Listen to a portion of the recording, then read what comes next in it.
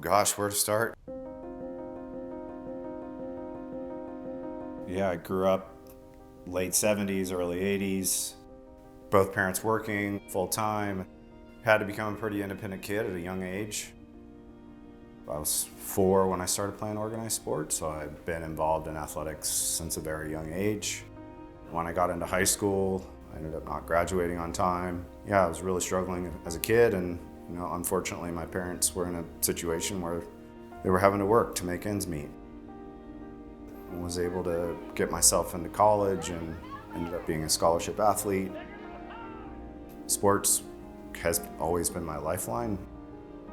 Most of my friends in my life have been through sports and athletics and led me into that that world that I've been in for the last 20 plus years.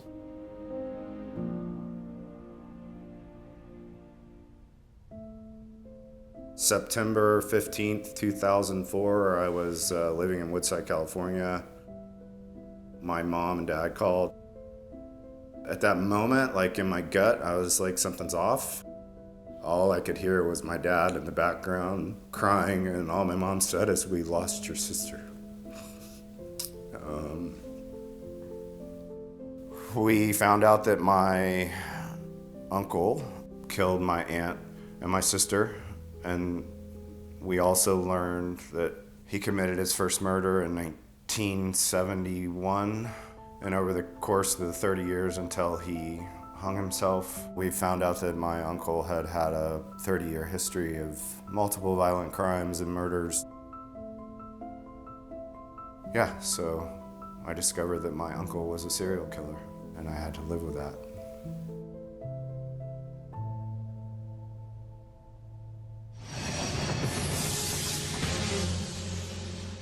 Terry Brandt sat slumped on the living room couch. Michelle Jones's mutilated body was in her room.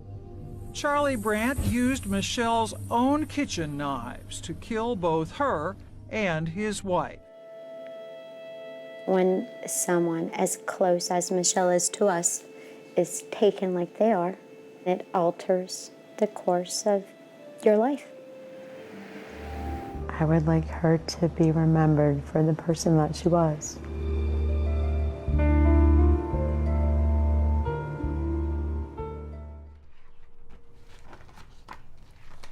That's my Aunt Terry. My mom and my sister. I was pissed. It really shattered the foundation of family and what love means, and I felt like damaged goods. And the only way I knew to deal with that was to numb myself. It took a long time to try and figure that out. I finally got to a point where I was just like, you know what, you need to find a way to move forward in a more productive way. I started riding bikes again and got myself back into therapy. Everything started to kind of click for me, and I spent a lot of time riding my bike by myself. My sister's birthday is 4 days after the day she died, and so 2019, I went on a solo mission to honor Michelle and focused on all the positive things that she did, the people she touched. It was just a way to kind of peel the layers back even deeper. In 2021, I decided to do the ride solo again, headed out in the desert. Temperatures hit 110 degrees out in the valley. About 75 miles in, I ran out of water. Ended up nursing myself back to town. Through that ride, I felt like it was time to start to get other people involved. So in 2024, it was 20 years since Michelle died, and naturally I decided to do something big. So I did 200 miles, and I invited a group of people to come with me, and they showed up. The whole intention of the day was to honor loved ones in our life, past or present, and to really share a moment in a very special way and to grow.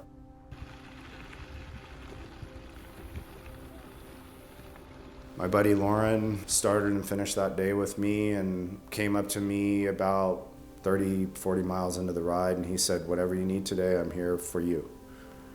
And he sat by my side the whole day. And I went through some really, really tough moments. And I think the beauty of being on a bike in nature with people that you love, it's so powerful. And really led me to why I'm sitting here.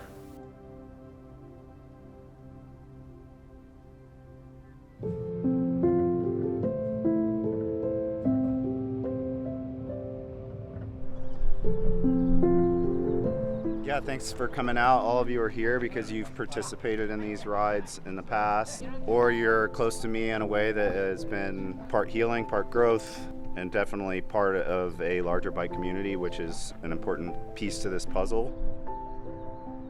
The long-term goal is to help survivors see that there is a way and a path forward after violent crime. To me, that process has been through the bike, it's been through nature, and it's been this connection of community on the bike and the power of that community to heal. What parts of your life do you want to kind of, add water to add some growth to continue to kind of move forward and thrive, and how being in this community and biking can really be powerful?